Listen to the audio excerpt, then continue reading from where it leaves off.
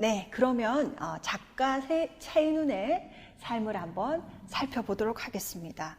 예, 아까 굉장히 나이 든 그 최인훈 선생님의 사진을 봤는데요.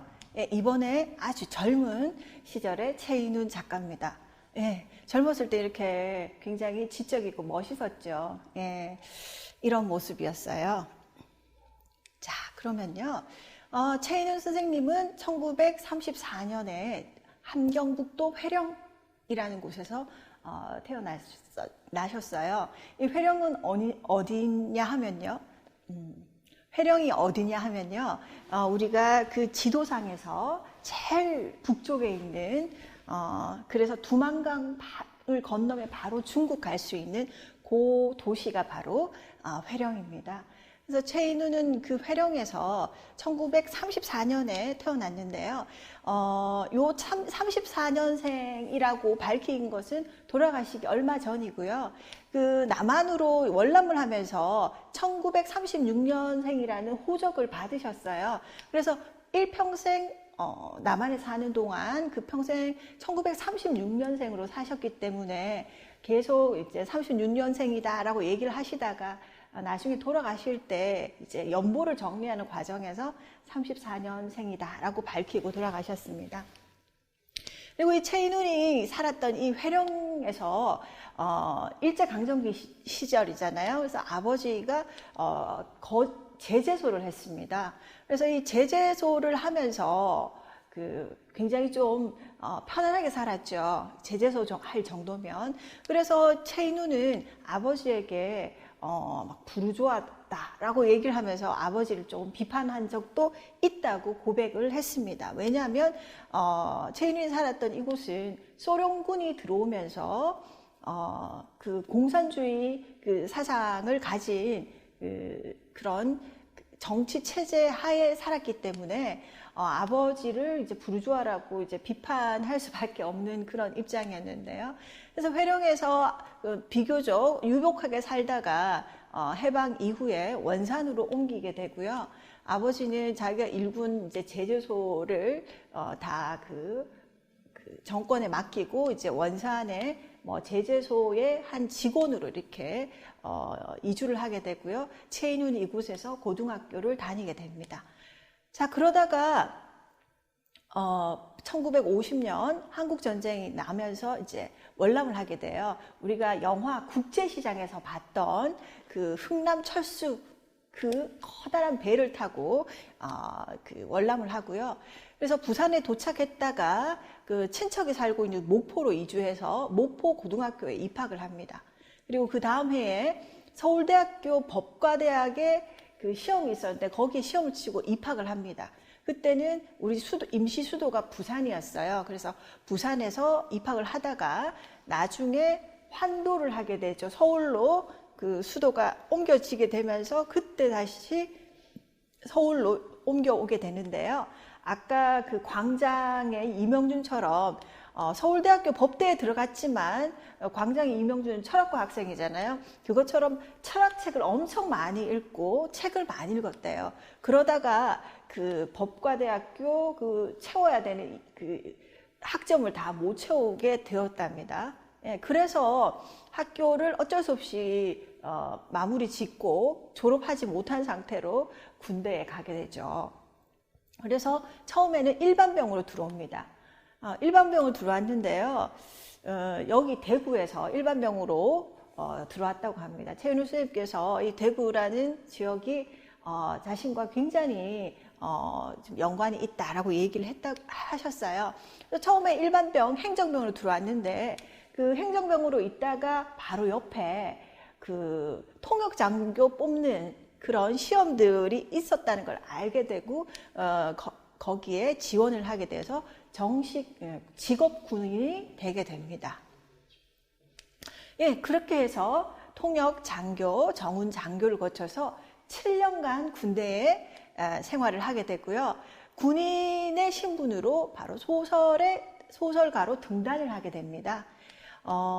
그 소설가 안수길이라는 되게 유명한 작가가 있는데요. 그분도 정훈 장교 하시고 한국 전쟁에서 직접 이렇게 종군 기자로 활동하신 분입니다. 그렇게 해서 이제 그레이 구락부 전말기와 라울전이라는 작품을 통해서 소설가로 등장을 했고요. 이 그레이 구락부 전말기와 라울전, 그레이 구락부는요, 그레이, 회색, 구락부는 클럽을 말해요. 그래서 우리가 얘기하면 회색 클럽의 어떤 전말기와 관련된 이야기다 이렇게 보면 되고요. 라울전이란 그 소설은요, 우리가 교회 다니는 친구들은 알겠지만요, 성경에 보면 바울이라는 인물이 나와요. 바울. 그래서 이 사도 바울이라고 하는데요, 제일 처음에는 예수라는 인물을 죽이려고 그러니까 예수를 믿는 사람들을 죽이려고 쫓아다니던 사람이 바울이잖아요. 그런데 나중에 아주 극적인 어떤 사건을 접하게 되면서 그 바울이 회심을 해서 예수라는 인물을 적극적으로 추종하는 사람이 되죠. 그리고 기독교에서는 이 바울이 정말로 자신의 목숨을 바쳐가면서 예수를 전하는 일을 하죠. 그 바울과 대비되는 인물로 라울이라는 인물을 만듭니다. 최인훈이. 그래서 라울전, 라울의 이야기라는 소설을 만드는데요. 여기서 라울은 어떤 인물인가? 바로 바울이 정말로 뜻하지 않게 자기는 예수를 죽여야 되겠다라고 생각했지만 정말로 극적으로 예수를 만나서 정말 예수를 추종하는 자가 된 그 바울과 달리 라울은요, 자신이 아무리 연구를 해보니까 성경의 말씀을 따져보고 하니까 예수가 정말 메시아인 것 같은 거예요. 그런데 메시아라고 심증은 가지고 있는데 직접 만나보지를 못했어요. 그래서 내가 언젠가 예수라는 인물을 만나보고 저 사람이 메시아인지 확증을 한번 해보리라고 마음을 먹고 있었어요. 그런데 결과적으로는 예수를 만나지 못했고, 그래서 이제 허탈해하고 있는 여러 상황들 속에서 좀 허탈해하고 있는 찰나에 바울이라는 자기 아주 어릴 때부터 친구가 와서 예수를 만나고 내가 변했다는 이야기를 들으면서 이 라울은 절망을 합니다. 내가 그렇게 열심히 공부하고 해서 이성적으로 뭔가를 해보려고 했는데 왜 신께서는 바울에게는 저렇게 좋은 기회를 주시고 나에게는 그런 기회를 안 주셔서 내가 그를 못 만나서 내가 또 계속 이 바울에게 패배하는 인간이 되게 했냐 하면서 절명하면서 소설이 끝나요. 그래서 이 그레이 구락부 전말기에 나오는 주인공이나 이 라울전의 라울이나 이런 소설의 주인공 인물들은요, 근대라는 어떤 시대를 살아가면서 혹은 라울은 자신의 이성으로 뭔가를 해보겠다고 생각하는 그런 시점에서 결국은 알 수 없는 어떤 그런 세계에 부딪히면서 고민하고 또 어떨 때는 실패하는 그런 인물상을 보여주는 게 바로 최인훈의 초기 작품들입니다. 자, 그러다가 그 다음 해에 바로 광장을 발표했는데요. 광장 이전에도 몇 편의 단편들을 발표했지만 이 광장으로 한 번에 일약 스타가 되게 됩니다. 예, 그러면서 광장을 발표했지만 이 광장을 발표하고 나서 너무 부담스럽잖아요. 그런 상황에서 1961년 4.19 혁명이 일어났지만 그 뒤에 얼마 안 가서 5.16 또 군사 쿠데타가 일어나죠. 그렇게 되면서 이때까지 4.19 혁명으로 주장했던 자유와 민주주의 같은 것들이 다 후퇴하게 되는 거죠.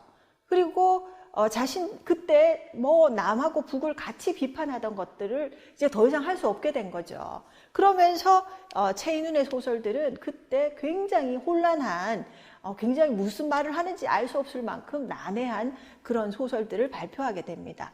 자, 그러다가 1963년에 군대 생활을 정리하고 전역을 하고요. 그 다음에 이제 발표한 게 회색의 의자. 나중에 회색의 의자를 1년간 연재를 하는데요. 이 1년간 연재하다가 나중에 회색인이라는 제목으로 바꿔서 단행본으로 발표하게 됩니다. 그리고 1966년에는 서유기라는 소설도 연재합니다. 이것도 1년 동안 연재를 하고요. 그 이후에 이 사이에도 굉장히 많은 단편들을 발표해요. 그리고 67년에는 총독의 소리, 주석의 소리 같은 소리 연작들. 예, 이것들을 발표합니다. 그리고 소설가 구부시의 일일이라는 1930년에 박태원이라는 소설가가 소설가 구부시의 일일이라는 소설을 발표하죠. 그것을 그 1970년 즈음해서 최인훈이 다시 쓰기를 합니다. 그래서 그 박태원의 소설가 구부시 1일은 중편 소설이고요. 최인훈의 소설가 구부시 1일은 한 12편 이상의 그 단편들을 모아서 그 연작집의 형태로 이렇게 나왔습니다. 예, 그리고 1973년에 태풍이라는 소설을 중앙일보에 연재를 1년 가까이 하다가 73년에 미국으로 호련히 떠나는데요. 뭐 작가 프로그램이 있어요. 작가들 연수하는 프로그램인데 원래는 6개월 코스라서 6개월만 다녀오려고 했는데 미국에 최인훈의 가족들이 다 미국 살고 있어요. 그래서 북한에서 월남을 해서 남한으로 이주해서 모든 가족들이 살고 있었지만 얼마 되지 않아서 가족들은 다 미국으로 이주를 하게 되고요. 그 장남이었던 최인훈만 한국에 남아 있었던 거죠. 그러다가 미국으로 이제 작가 연수 프로그램 오면서 미국에 도착할 때 부모님이 한국으로 돌아가지 않으면 안 되나 이렇게 얘기를 해서 고민하면서 한 3년을 있다가 나중에 3년 뒤에 바로 한국으로 귀국하게 됩니다. 나중에 다룰 이 화두라는 소설에는요, 자신이 미국 가서 무엇을 했고, 그때 얼마나 많이 고민했고, 또 어떻게 귀국했는가, 그 이야기 아주 상세하게 담겨 있는데요. 그 미국 생활을 통해서 이제 더 이상 글을 쓰지 않겠다라는 생각을 하였지만, 그곳에서 옛날 옛적의 허이허이라는 희곡을 한 편 쓰게 됩니다. 이 희곡은요, 우리나라 옛날 이야기 중에 아기장수라는 이야기가 있어요. 그 아기장수 이야기를 기본으로 해서 만듭니다. 우리가 뭐 여러분들 그 한국사에서 배웠을지 모르겠지만 뭐 홍경래 란이라든지 또 뭐 동학혁명에 보면 녹두장군이라든지 많이 나오잖아요. 그래서 일반 민중들 중에서 영웅이 나올 때 그리고 그 민중 영웅들이 정부와 저항할 때 정부에 저항하면서 우리의 그 권리를 찾겠다 뭐 이렇게 하다 보면 결국은 많은 사람들이 그 민중 영웅을 따르던 많은 사람들이 죽게 되겠죠. 그리고 그 동네가 사실은 완전히 이렇게 파탈이 나게 되는데요.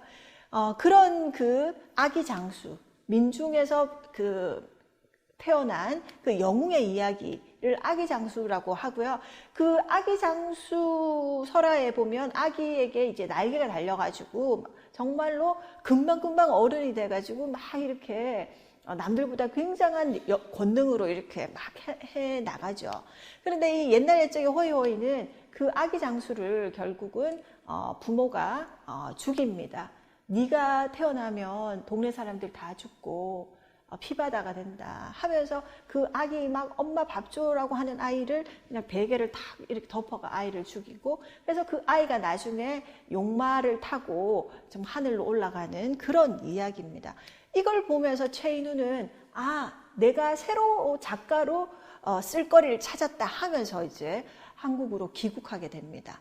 그리고 그 이후에 문학과 지성사라는 굉장히 유명한 출판사, 지금은 굉장히 유명해졌습니다만 굉장히 대표적인 그 출판 그룹에서 최인훈 전집을 제1번 작가로 해서 최인훈 전집을 발간하기 시작하고요. 그리고 희곡 이후에는 소설보다는 희곡을 많이 씁니다. 그래서 서울 예대의 문해창작과 교수로 활동을 하게 됩니다. 그리고 이후에 이런 희곡 작품들을 많이 쓰게 되고요. 그러다가 1994년에 바로 화두라는 소설을 발표해요. 2권짜리 소설인데요. 이 소설을 발표하면서 다시 문학장에서 굉장히 또 그 센세이션을 불러일으킵니다. 이게 소설이니 이게 자서전이니 하면서 막 또 읽은 사람들이 막 신문 지상에 대고 막 이렇게 설전을 벌이기도 하고요. 자, 그렇게 하다가 얼마 전이셨죠. 2018년에 세상을 떠나십니다. 그리고 떠나기 전에 서울대 법대의 명예 졸업장을 받으시고 가십니다. 예, 저도 이 2018년 장례식장 사진인데요. 저도 이날 장례식에 가서 사모님, 제가 선생님 생전에 선생님 댁에 많이 갔습니다. 예. 가서 선생님 이야기도 하고 선생님 이야기를 녹취해 놓은 것도 있는데 제가 아직 그걸 발표를 못했어요. 그래서 선생님하고 같이 막걸리도 먹고 했던 그게 기억나서 많이 울었습니다. 굉장히 우리 문학사에선 중요한 분이고요. 아직도 최인훈 문학은 굉장히 유효한 부분들이 많습니다. 아까 광장에서 살펴본 바와 같이요. 그래서 최인훈 문학과 지성사에서 나온 최인훈 전집이고요. 새로 나온 책들, 여기에서 이게 1976년부터 만들어진 문학과 지성사 전집이고요. 그리고 요것들을 다시 개작한 것이 요런 판본이에요. 그리고 화두는 이 당시에는 없었기 때문에 나중에 이 판본을 사서 문학과 지성사에서 이렇게 넣어서 발간을 했습니다. 최인훈 문학은 특히 이제 소설 같은 경우에는 1960, 70년대에 우리 당시 한국 사회와 아주 맥락을 같이 합니다. 4.19 혁명, 그리고 5.16 군사 쿠데타, 그리고 그 이후에 한일협정과 관련돼서 많은 대학생 지식인들이 반대 시위를 벌였고요. 그리고 또 다른 소설들, 단편 소설에는 보면 애국가를 부를 때 우리가 멈춰서서 경례하거나 영화관에 갔을 때 애국가 부르면 우리 다 일어서서 이렇게 국가 의례를 했습니다. 영화 보면서도. 그런 것들에 대한 이야기들이 최인훈 소설에 많이 나옵니다. 그래서 이 당시에 60, 70년대 소설을 주로 썼고 60, 70년대의 사회적인 현상들이 사실 최인훈 소설에 굉장히 많이 담겨 있어요. 최인훈은 자신이 시대의 서기가 되겠다라고 얘기를 했거든요. 서기가 뭐예요? 우리가 학교에 있을 때 반장, 부반장, 서기 이런 거 있죠. 그 서기예요. 잘 기록하는 사람. 최인훈은 자신의 시대를 잘 기록하는 사람이 되고 싶다고 얘기를 했거든요. 그런데 이 시대를 기록하려고 하는데 사실은 어떤 독재 사회 같은 경우에는 제대로 기록할 수가 없어요. 정확하게 쓴다면. 똑바로 너무나 드러나게 현실을 쓸 수가 없는 경우도 있죠. 그럴 때는 매우 복잡한 기술을 사용해서 매우 알듯말듯한 방식으로 그 시대를 표현했습니다. 그게 이제 최인훈 소설의 특징이고요. 그래서 최인훈 소설은 굉장히 좀 어렵습니다. 난해합니다. 그래서 저는 아까도 처음에 제 소개하면서 얘기했지만 이 최인훈 소설이 가지고 있는 의미들을 많이 담겨 있는데 어려운 방식으로 꼭꼭 숨겨놨기 때문에 숨바꼭질 하듯이 그것들을 찾아야 돼요. 그래서 제가 찾은 그 최인훈 소설의 보물들을 여러분들과 함께 나누고 싶다는 그런 생각을 해봅니다.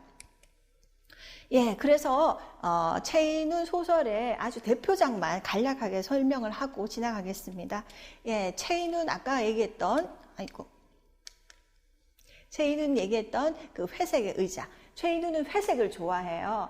흰색, 검은색, 흑백 논리라고 하죠. 예스냐 노냐라고 사람들이 강요할 때 나는 대답하지 않겠다. 회색의 자리도 나는 좋다. 왜 우리가 꼭 흑이냐 백이냐 둘만 따져야 되나 라고 고민한 게 최인훈의 기본적인 생각이고요.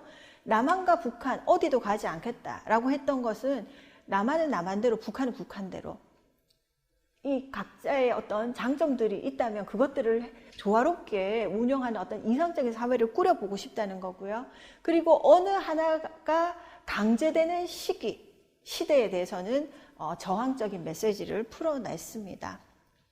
그리고 이 소설은 1959년 4.19 혁명 이전을 배경으로 해서 여기에 독고준이라는 청년이 북에 살다가 월남한 어떤 청년이 있어요. 그 청년의 이야기입니다. 어떻게 보면 최인훈하고도 좀 비슷하긴 한데요.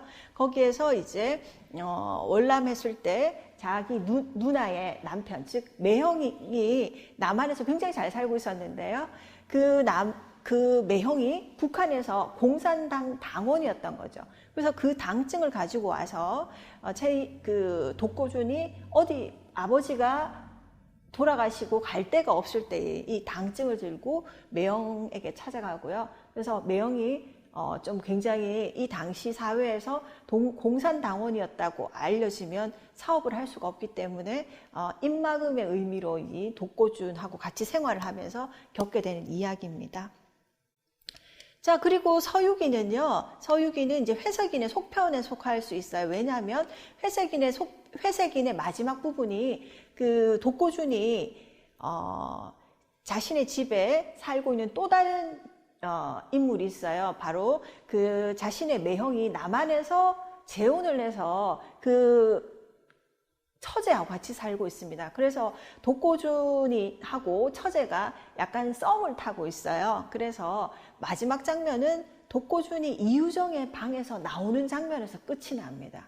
그리고 이 서유기는 그 독고준이 이유정 방에서 나오는 장면에서 다시 시작해요. 그러면서 계단을 올라가면서 생각을 하는 장면에서 시작을 하는데, 이 서유기야말로 굉장히 어려운 작품이에요. 이 해석이 참 어려운데요. 이 서유기는 중국의 무협소설이 있죠. 그 서유기와 같은 이름이에요. 그래서 어디론가 여행하는 이야기잖아요. 그럼 어디로 여행하는가? 이 최인우의 서유기는요, 결국은 WC라는 곳으로 여행을 해요. WC 어딜까요? 바로 원산입니다. 최인훈이 월남했던 그 장소, 고등학교 시절을 보냈던 그 장소로 향해 갑니다. 그리고 그 고등학교 시절에 최인훈에게는 아주 큰 기억들이 있어요. 이게 이제 나중에 화두에서 얘기를 하겠지만, 그 고등학교 시절에 자아 비판을 당합니다. 그 자아 비판을 했던 그 선생님을 이 소설 속에 불러요. 그리고 그 선생님한테 막 따집니다. 그 학생에게 그렇게 비난하고 윽박질러도 되냐고. 학생은 아직도 모르고 그런 부분이 있으면 설명해주고 다독거려야 되는 존재지, 그렇게 인격을 말살시켜서 되냐고 막 이렇게 소설에서 막 야단을 치는 부분들이 나옵니다. 그리고 그것뿐만 아니라 그 속에서는 기차로 여행하는 그 과정에서 한국인의 내면과 또 필자의 내면, 최인훈의 내면을 막 여행하는 이야기입니다. 그러니까 내면 세계를 여행하니까 얼마나 어렵겠습니까? 그래서 굉장히 다양한 이야기들이 뒤죽박죽 섞여 있는 작품입니다. 어려우면 어려울수록 연구할 거리가 많아서 요즘에 많은 연구자들이 연구를 하고 있고요. 그리고 총독의 소리 연작이 있는데요. 요거는 이제 제가 어떤 신문 칼럼에 이걸 썼어요. 제가 그 칼럼을 쓴 게 8월 15일이었거든요. 8월 15일 날 제가 칼럼을 쓰게 됐는데, 바로 그 즈음에 한일 문제 굉장히 복잡했던 시대예요. 작년 8월 15일이니까요. 그래서 한국과 일본이 매우 팽팽하게 대립하고 있는 가운데 뭐 토착 왜군이 이런 얘기들이 막 신문지상에 난무하고 있을 그 즈음에 저는 바로 최인훈의 소설들을 떠올렸습니다. 이 소리 연작이라는 것은 작품이 같은 이름으로 쭉 연달아서 나온다는 거죠. 그래서 67년에서 68년 사이에 3편이 발표되고 1편이 나중에 발표되었는데요. 내용은 비슷합니다. 이 총독의 소리, 즉 그 총독의 목소리가 담긴 라디오 담화문이 앞부분에 배치되고요. 그 라디오 소리를 들은 어떤 한 사람의 독백이 뒤에 짧게 달려있는 소설이에요. 이 소설이 나오고 나서 또 난리가 났습니다. 이게 소설이가 무슨 소설이 이렇노 막 이렇게 얘기를 하지만 최인훈은 이렇게 얘기를 합니다. 이때 이제 한일협정이 체결이 됩니다. 1964년에. 한일협정 굉장히 많은 국민들이 반대를 했지만 일단은 추진이 되고요. 그 이후에 많은 한국과 일본 그리고 그 사이에 미국이 있으면서 굉장히 이제 한국의 그 사회적인 현상에 이 사건들이 밀접하게 관련이 됩니다. 그런 그 시대적인 맥락 속에서 그 최인훈은 소설의 형식을 깨고서라도 이야기해야 될 필요가 있었다라고 얘기하면서 빙적 이야, 적의 모습으로 빙의해서 우리의 이야기를 했다 이렇게 얘기를 하거든요. 여기 보면 어떤 얘기냐면요, 그 라디오 방송이요, 총독부 지하 산하에 있는, 선생님 이거 다시 하겠습니다. 예. 이 조선 총독부의 지하 산하 단체가 라디오를 만들어서 그 송출하는 거예요. 그게 무슨 말일까? 이것은 67년에 발표를 했는데요. 거기에는 이렇게 이야기를 하고 있습니다. 일본 용사 여러분이라고 얘기를 하면서 우리가 패전을 맞은 지 벌써 20여 년이 지났다. 여기 67년에 발표됐으니까 45년에 해방되면 한 20여 년 지났죠. 이렇게 얘기를 하면서 그동안 우리가 일본으로 가지 않고 이 반도, 그 일제강점기 때 조선을 이야기할 때 반도라고 불렀거든요. 이 반도의 지하에 남아서 우리가 아직도 조선을 다시 우리 제국의 식민지로 만들 날을 20년간 호시탐탐 노리고 있었다는 거죠. 자, 그러면서 막 이야기를 합니다. 여러분 하면서 정말 잘 참아주고 있습니다. 조금만 기다리세요. 조금만 있으면 조선은 우리 제국의 식민지가 다시 될 것입니다. 라고 이야기를 푸는 거예요. 그러면서 1967년 요때 최인훈이 이 소설 발표하기 한 2달 전에 대통령 선거가 있었습니다. 이번에 대통령 선거 하는 거 봤죠? 하면서 정말 즐거웠습니다. 조선 사람은 아니나 다를까 저렇습니다. 라고 하면서 그 유세장에 그 노인들이 끌려가가지고 유세를 받는 그 모습을 봤지요? 하면서 저 조선인들은 어리석기 짝이 없어서 선거라는 그 중요한 것들을 아직도 고무신하고 바꿔먹고 막걸리하고 바꿔먹는 인간들이 바로 조선인들입니다. 그들은 우리 일제강점기 때 우리 식민지로 있을 때 우리한테 뺨을 맞고 빠가야로 욕을 듣던 그 시대를 그리워하고 있습니다. 여러분 조금만 기다려 주십시오. 이런 내용들이 있어요. 총독의 소리. 그런데 이 소리 하면서 자, 여러분 조금만 기다리세요 하면서 이제 라디오 소리가 끝납니다. 그런데 그 뒤에 이 라디오가 유령 방송이기 때문에 전파를 맞추면 들을 수 있었던 거죠. 이 소리를 들은 한 남자가 막 울기 시작하는 거예요.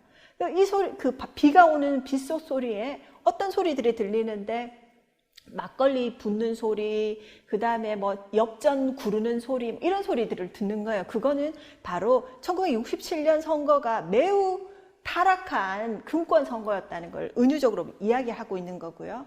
그리고 가장 크게 들리는 목소리는 바로 자신의 목구멍에서 들리는 울음소리였다는 거죠. 왜 이걸 방송을 듣는 사람이 울고 있을까요?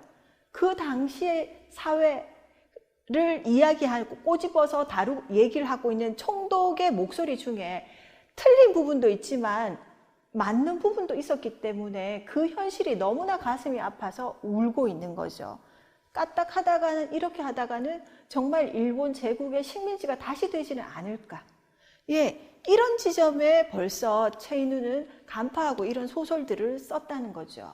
오늘날 뭐 사람들이 뭐 서로 어떤 사람에게 뭐 토착 외군이 뭐 이런 말들 쓰는 거 있잖아요. 저는 그게 바람직하다고 생각하지는 않습니다. 예. 그렇지만 우리 안에 그런 모습들이 있다라는 걸 보고 깜짝깜짝 놀라고 그런 것들을 미리 이렇게 1960년대에 이 소설로 만든 최인훈의 안목이야말로 대단하다는 생각이 듭니다.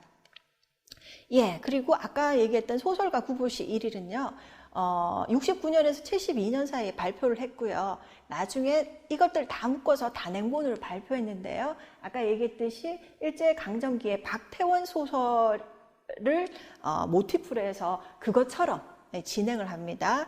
이 박태원의 소설은 어머니와 아침상을 먹던, 그러니까 아침상을 받아서 어머니와 아침을 먹고 집을 나선 소설가 구보씨가 그때 일제강점기 경성, 지금 서울이죠. 경성 시내를 돌아다니는 얘기예요. 경성역에도 가고 전차도 타고 백화점에도 가고 커피숍에도 가고 또 술집에도 가고 그러면서 사람들의 군상들을 쫙 그림을 그리면서 요즘은 어떻게 살고 있는가 그걸 다룬 게 바로 소설가 구보시 일이고 나중에 마지막은 집으로 돌아오면서 끝나요. 최인훈이 요 모티브를 해서 1969년에 한 소설가의 일상을 한번 쭉 쓰고요. 그 이후에는 연작 형태로 쭉 한 열몇 편을 썼던 작품이 바로 이 소설입니다. 그리고 이 태풍이라는 소설을 쓰고 미국으로 갔는데요. 이 태풍은요, 굉장히 재미있는 소설인데요. 여기에 나온 등장인물이나 어떤 국가는요, 애니그램의 방식으로 철자를 알파벳 철자를 다 섞어 놓는 방식으로 이야기를 해요. 그러면 여기에 나오는 주인공이 있는데요. 오토 메나프입니다. 예, 그 사람이 어디 군사냐면 나파유라는 나라의 군사예요. 그 장교예요. 나파유, 재팬을 스펠링을 거꾸로 하면 나파유가 됩니다. 이런 식으로 해서 코리아, 그 다음에 뭐 차이나 이런 거는 철자를 다 바꿔가지고 얘기를 해요. 그럼 결국은 그걸 다 조합을 해보면 조선에 태어난 한 청년이 일본식 교육을 받다가 일본군에 입대해서 일본군 장교가 돼서 나중에 인도네시아, 일본이 나중에 그 2차 세계대전 하면 인도네시아, 뭐 싱가포르 이쪽까지 다 점령을 하게 되잖아요.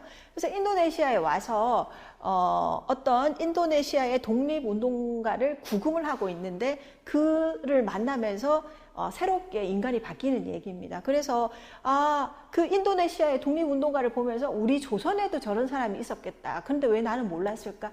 이러면서 내가 비록 일본군 군사지만 내가 조선인으로서의 어떤 식민지인으로서의 정체성을 가지기 시작합니다.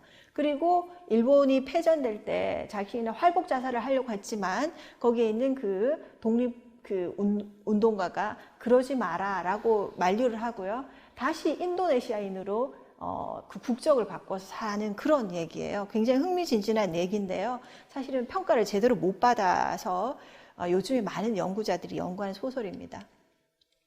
그리고 최인훈의 희곡 작품 중에서 굉장히 좋은 게 많은데요. 이 달아달아 밝은 달아라는 소설도 좀 희곡도 얘기를 하고 싶습니다. 요 희곡은요, 웬날 옛적에 호이호이라는 책에 묵여 나오는데요. 1978년에 발표된 작품인데요. 심청전을 모티브로 하고 있습니다. 심청전. 우리가 알고 있는 심청전은 공양미 300석에 팔려가고 그리고 이 풍랑이 심한 바다를 잠잠하게 하게 하는 어떤 그 제물로 바쳐지는 이야기로 알고 있지만 최인훈이 봤을 때 그걸 현실로 치환했을 때 이 여성은 어디로 갔을까? 정말 바다 속에 빠져 죽었을까? 자신은 봤을 때 어디론가 그 팔려갔다라고 보는 거예요. 그래서 여기에 나오는 심청은 결국은 너무 가난해서 그 성매매 업소에 팔려가는 모티브로 나옵니다. 이 소설을 쓰고 나서 그 심청이가 살았던 그 마을이라고 얘기하는 그 동네에서 난리가 났어요. 최인훈 작가 보고 사과하라, 그리고 이 작가 좀 어떻게 좀 해라고 막 난리가 났지만 최인훈은 오히려 이 희곡을 굉장히 좋아합니다. 그래서 최인훈 선생님 댁에 갔을 때는 바로 이렇게 포스터입니다. 이 포스터가 아주 딱 이렇게 되어 있습니다. 사실은 그 당시에 그 여성의 문제를 다시 살펴보자는 거고 그 여성이 제국의 희생물 되는 그 상황들을 얘기한 겁니다. 그래서 최인훈 작가의 작품이고요. 여기 보면 뭐 용도 나오고 굉장히 현실 그 최인훈의 소설 그 희곡들은 굉장히 극인데 현실적이라기보다도 시같이 쓰여지거든요. 그래서 결국은 굉장히 시적인 언어를 통해서 그 여성의 문제를 다루고 있다고 보면 되겠습니다. 예, 자 이제 마지막으로 화두의 이야기를 할 텐데요. 이 화두라는 작품은요, 1994년 20년 만에 소설 발표한 거고요. 자서전적 소설입니다. 자신의 문학 생애를 서술하고 있어요. 그런데 이 자신의 문학 생애, 내가 왜 어떻게 태어나서 문학가가 되었나, 작가가 되었나를 서술하고 있는데요. 자신의 생애에다가 한국사와 세계사의 역사적인 부분을 굉장히 잘 이렇게 교차시켜서 설명을 하고 있습니다. 그래서 이 화두라는 작품은 세계사적인 이야기와 문학사적인 이야기가 바로 최인훈, 이 속에는 나라고 나오는데요. 이 나의 생애와 함께 어울려져 있습니다. 그리고 이 속에는 수많은 책들이 나오거든요. 그리고 뭐 신문, 잡지, 그 당대의 역사적 맥락을 알려준 잡지나 이런 것들이 굉장히 많이 나오는데 그런 것들을 가진 메타 텍스트로 기능을 한다고 보면 되겠습니다. 예, 이 최인훈이 이렇게 얘기했습니다. 우리가 20세기를 살아갈 때 너무나 경량의 시대를 살았지만 각자가 이 인생을, 이 시대를 살아가는 방법이 있지만 나는 문학자이기 때문에 문학이라는 방법으로 살아왔다. 그리고 이 화두는 그러한 경랑을 헤치고 간 항해자의 기록이다. 이렇게 얘기를 했습니다. 그래서 화두의 첫 부분은요, 이 낙동강 700리로 시작하는 요 부분이 1920년대 작가인 조명이라는 작가가 있습니다. 조명기의 낙동강 첫 부분을 적으면서 소설이 시작됩니다. 그러면서 이 낙동강 통해서 그 고등학교 1학년에 내가 이 책을 읽고 독후감 쓰던 그 시절의 이야기로 자신의 생애를 설명을 하고 있습니다. 그리고 소설의 마지막은 이거예요. 원거지를 꺼내놓고 마주 앉는다. 첫 문장을 적는다. 낙동강 700리. 이 화두라는 소설의 첫 부분이죠.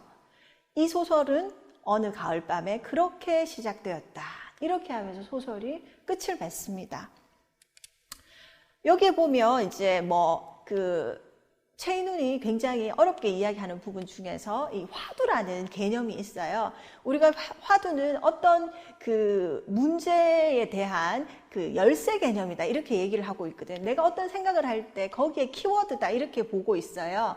그게 이제 화두인데 자신의 화두는 이건 거죠.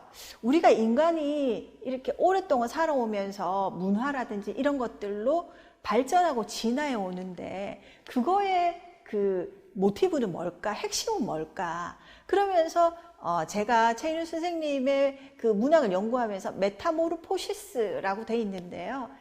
우리가 옛날에 살았던 사람의 어떤 배움들을 교육을 통해서 책을 통해서 이렇게 배워서 그것과는 또 다른 방식이지만 좀 더 발전된 형식으로 이렇게 변해지고 있다라고 보고 있는 거예요.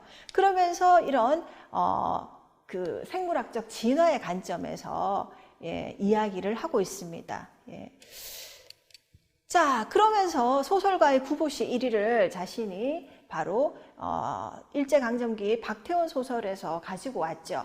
박태원 소설을 읽은 내가 이 시대를 살아가는 그 사회적인 맥락 속에서 새로운 60, 70년대의 소설가 구보시 1위 탄생한다는 거죠.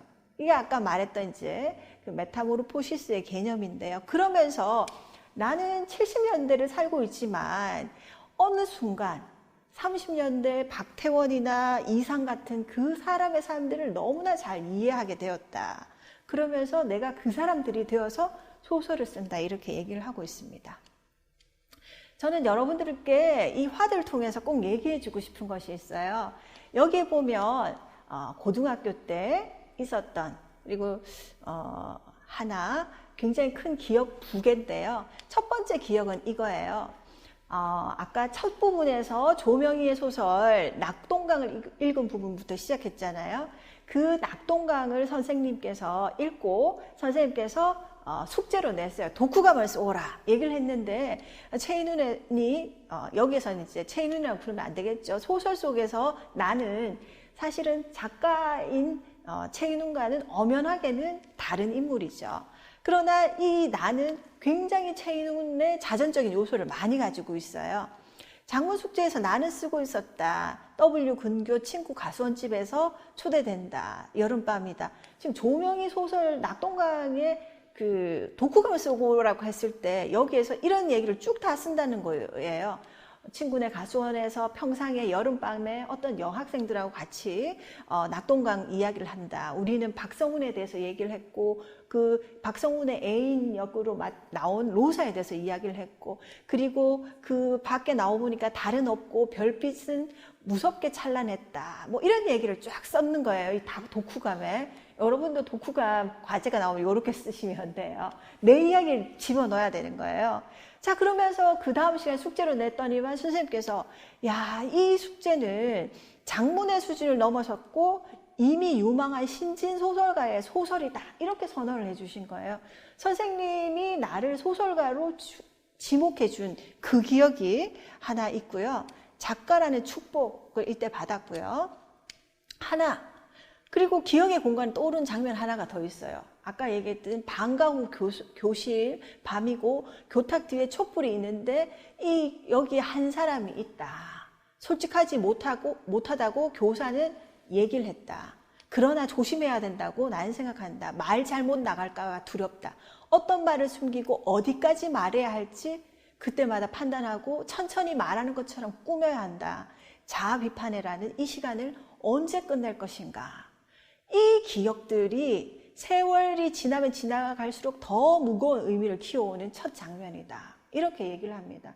그래서 아까 얘기했던 그 소설가가 될 거라는 선생님의 축복, 그리고 또 다른 어떤 선생님의 그 넌 잘못됐다는 이 자아 비판의 기억들, 이 두 가지 기억들을 가지고 있습니다. 자, 그럼 여러분들께 한번 물어볼게요. 저는 사실 오늘 강의했는 것 중에서 여러분들에게 가장 묻고 싶은 질문이 바로 이겁니다. 여러분들이 살면서 많이 살았다고 얘기할 수는 없지만 앞으로도 더 이런 기억들이 있을 거예요. 하지만 지금까지 살아오면서 어떤 기억들이 있을 거예요. 어떤 기억이 여러분들을 강하게 붙잡고 있나요? 그리고 그 기억들은 여러분들에게 축복일까요? 아니면 큰 상처인가요? 자, 제가 대학에서 그리고 외부에서도 자서전 쓰기 강의를 많이 하는데요. 이걸 하다 보면 굉장히 그 기억들을 보면서 힘들어 하시는 분들이 많아요. 그리고 처음에는 기억 못해요, 사람들이. 왜냐하면 오랫동안 살면서 그 기억을 숨겨왔거든요. 억눌러 왔어요. 왜냐하면 생각하면 너무 괴로우니까요.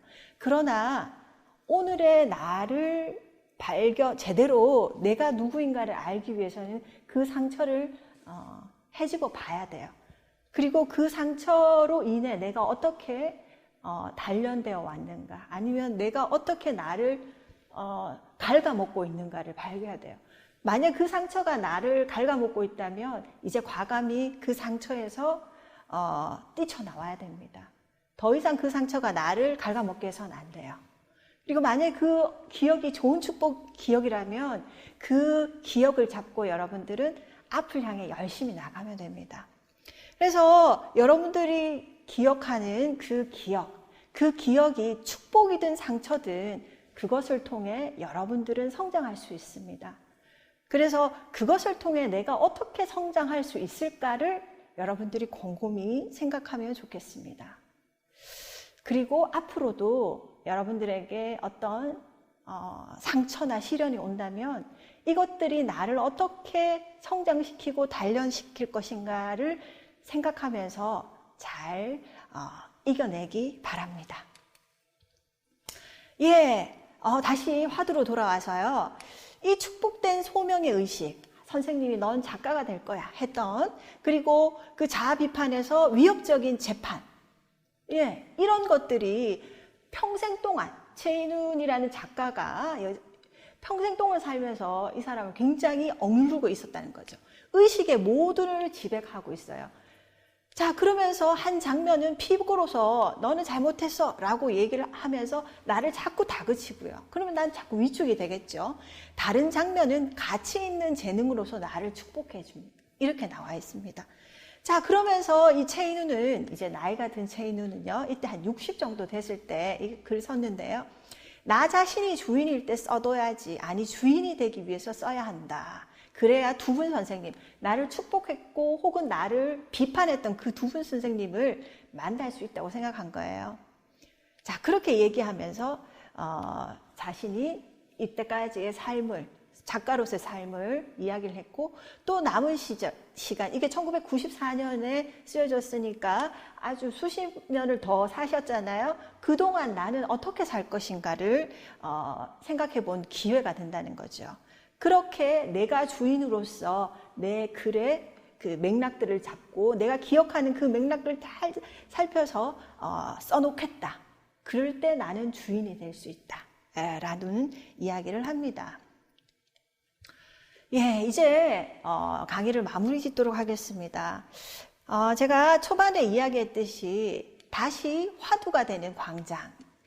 지금 오늘 현실에서 한국 사회에서 자꾸자꾸 광장을 불러내고 있습니다. 우리가 원래 이 광장이란 곳은 자유로운 개인의 의견들이 발언되는 장소, 예, 그런 거였죠. 그런데 지금 우리 사회에 있는 모습, 그 광장에서 벌쳐지는 모습들은 굉장히 사실은 걱정스러운 부분도 있습니다. 자, 그렇다면 채윤이 꿈꾸었던 그 광장은 유토피아일까요? 유토피아가 지금은 여기에는 없는 곳이라는 그런 의미가 있잖아요. 그렇지만 우리가 유토피아를 꿈꾸면서 조금씩 그곳을 향해 가려고 현실적으로 노력을 해간다면 지금보다는 훨씬 더 좋은 사회가, 세상이 되어 있지 않을까라는 생각을 해봅니다.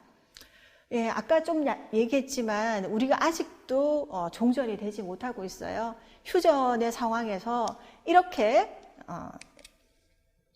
평화로운 삶을 꿈꾸고 희망을 해보고 있습니다. 예, 아직은 좀 길이 멀었던 것 같습니다. 예, 그렇지만 언젠가는 되겠죠. 예, 평화로운 한반도, 또 우리 세계를 꿈꿔봅니다. 그리고 이 광장에서 우리는 어떤 이야기를 풀어내야 될까요? 자, 이 자료는 나중에 선생님들과 함께 한번 살펴보기 바랍니다. 예, 국제 다큐멘터리 홈페이지에 나와 있는데 이 수상작입니다. 예, Why I Left Both Koreas 이렇게 나와 있죠. 왜 나는 그 양쪽 코리아를 떠났는가? 예, 남한과 북한을 떠난 거 바로 우리 최인훈의 광장의 이명준과 같죠. 이들은 북한을 탈북해서 남한으로 왔고 남한도 살기 어려워서 제3국으로 나간 탈북자들의 이야기입니다. 자, 이 탈북자들의 이야기를 볼 때 정말 오늘날에도 수많은 이명준이 우리와 지금 똑같은 시간과 공간 속에 존재하고 있다는 사실들을 생각해 보게 됩니다. 그리고 탈북자가 아니더라도 우리 속에 함께 살아가고 있는 많은 다른 사람들, 나와 다른 사람들이 있죠. 예, 그들의 이상과 내 이상이 다르지라도 어떻게 공존하면서 서로 더불어 함께 살 수 있을까를 고민해야 되는 일이 바로 오늘 우리에게 던져진 화두가 아닐까 생각이 듭니다. 네, 자, 여러분께 오늘 마지막 질문을 하나 던져보겠습니다. 살펴보면서 이 광장의 시대에서 오늘까지 우리 사회는 얼마나 성장했을까요? 발전했을까요? 네. 이 대답은 여러분의 몫이겠죠. 그리고 앞으로 여러분들이 지금은 10대 학생이지만 얼마 있으면 20대가 되고 또 30대가 되면서 지금 우리가 살고 있는 이 세상에 가장 핵심적인 일꾼이 되겠죠. 그때 우리는 어떤 대답들을 할 수 있을지요. 여러분들이 우리가 살고 있는 이 시기, 이 시대, 이 사회에 계속 관심을 가지고 좀 더 좋은 사회를 위해서 고민하는 일을 멈추지 않았으면 좋겠습니다. 예, 지금까지 긴 강의 듣는다고 고생 많았습니다. 함께해서 고맙습니다.